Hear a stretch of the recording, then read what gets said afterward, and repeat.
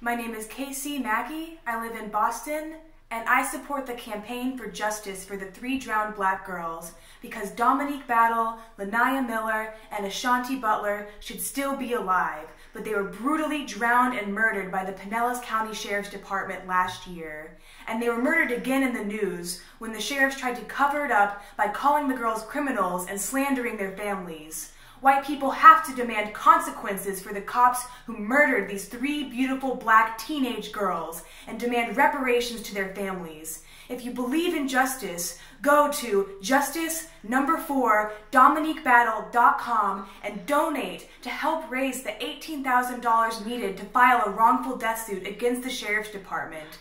Visit 3drownedblackgirls.org and email justice3dbg@inpdum.org to join the committee. We will win justice.